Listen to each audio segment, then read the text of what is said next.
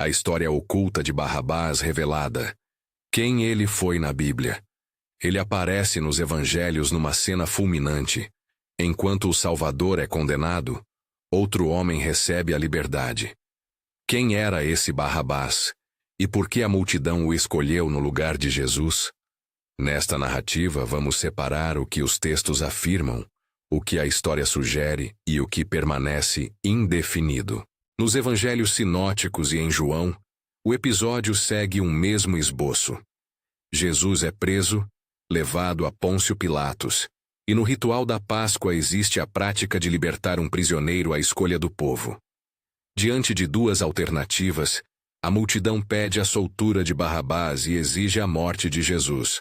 Mateus 27, Marcos 15, Lucas 23, João 18. Os autores descrevem Barrabás com termos que o ligam à violência política. Em alguns textos, ele é chamado de salteador ou amotinador. Em outros, há referência a homicídio. Marcos e Lucas associam-no a movimentos insurrecionais. Mateus destaca que era um prisioneiro notório. Essas palavras criam o retrato de alguém envolvido em ação violenta contra a ordem vigente, mas não entregam uma biografia detalhada. Além disso, existe um dado textual importante. Alguns manuscritos antigos apresentam o nome como Jesus, filho de Barrabás, ou Jesus Bar-Aba-É, o que introduz um jogo irônico entre os dois nomes, embora essa variante seja objeto de debate textual e não mude a sequência do acontecimento. Se este tema lhe interessa, fica comigo até o final. E, se quiser continuar acompanhando estudos sobre personagens bíblicos, inscreva-se e curta para não perder os próximos episódios. Para entender Barrabás, é preciso voltar ao clima tenso da Palestina do século I. A região vivia sob ocupação romana, com impostos pesados, patrulhas militares e administração insensível às expectativas religiosas e nacionais da população. Surgiram grupos que respondiam de maneiras distintas a essa realidade. Entre eles, existiam facções chamadas, em fontes posteriores, de zelotes, movimentos de resistência que às vezes recorriam à violência contra representantes de Roma e seus colaboradores. Explico o termo. Zelote era alguém fervorosamente comprometido com a independência nacional e a pureza religiosa, e em alguns casos isso se traduzia em ações armadas. Dentro desse quadro, um preso descrito como amotinador ou salteador pode muito bem ter sido visto por parte do povo como combatente, herói local ou simplesmente alguém que enfrentou a opressão, ainda que sua violência não seja eticamente justificável. A prática atribuída a Pilatos, oferecer a libertação de um preso durante a festa, funciona melhor se pensada em termos políticos.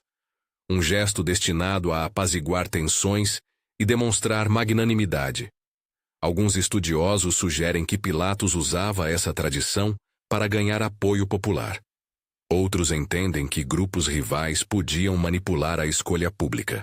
Há, portanto, várias hipóteses sobre por que Barrabás foi preferido.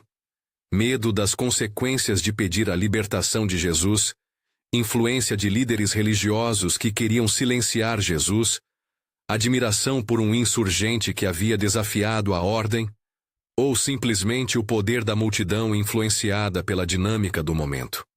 Qualquer explicação que transformar uma hipótese em certeza precisa ser evitada. A fonte não dá informações conclusivas sobre motivos unívocos. A decisão de soltar Barrabás e condenar Jesus revela camadas de tensão entre justiça, poder e memória coletiva.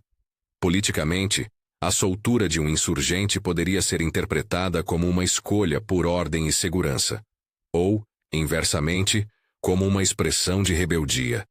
Teologicamente, a imagem é potente, figura substituta, alguém que segura nas costas do povo a liberdade que Jesus não recebe. Historicamente, a história de Barrabás foi usada ao longo dos séculos de formas problemáticas. Em alguns contextos, serviu para deslocar a culpa da condenação de Jesus para o povo judeu como categoria homogênea, uma distorção que precisa ser explicitamente rejeitada. Os evangelhos registram um episódio específico num contexto preciso. Transformá-lo em instrumento para discursos antijudaicos é um abuso hermenêutico e ético. Quanto ao destino de Barrabás após a soltura, a resposta é indefinido. Os evangelhos silenciam sobre sua vida depois daquele dia. Mais tarde, tradições apócrifas e lendas populares ofereceram diversas narrativas.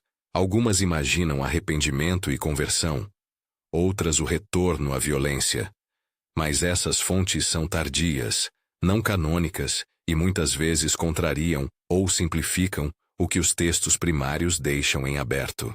Assim, qualquer afirmação sobre uma conversão séria ou sobre a continuidade de sua militância é especulação, marcada por incerteza e dependente de fontes que não cumprem o critério histórico crítico. Há ainda um ponto textual e simbólico que merece reflexão. A existência de manuscritos que leem Jesus bar Abba sugere um contraste intencional entre dois nomes que significam coisas distintas. Jesus, associado ao Messias humilde, e bar Abba, possivelmente filho do pai, ou filho do pai, Baraba. Alguns estudiosos veem nisso uma ironia literária dos evangelistas. Outros acham que é uma variação que se espalhou na tradição textual por razões diversas. Trata-se de uma hipótese informativa, mas que não altera os fatos centrais. Alguém chamado Barrabás foi preferido pelo povo, e isso ocorreu num contexto de forte pressão política. O caso de Barrabás nos desafia hoje em duas frentes. Primeiro, chama-nos à cautela hermenêutica. Histórias bíblicas carregam camadas literárias, políticas e teológicas, e exigir soluções simplistas é perder a complexidade do texto.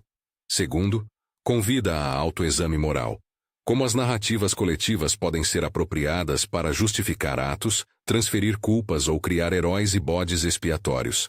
A verdadeira revelação sobre Barrabás não é uma biografia fechada, mas a compreensão de que sua figura funciona como espelho do medo, da esperança política e da fragilidade das decisões humanas em momentos de crise. Se quiser continuar esta investigação, recomendo ler os trechos relevantes nos evangelhos, Mateus 27, Marcos 15, Lucas 23, João 18, e buscar comentários históricos que expliquem o contexto romano e os movimentos de resistência. Compartilhe este vídeo com alguém que gosta de história bíblica e deixe nos comentários o que você acredita que aconteceu com Barrabás depois da soltura, a hipótese que mais chama sua atenção. Que Deus vos abençoe, fique em paz em nome de Jesus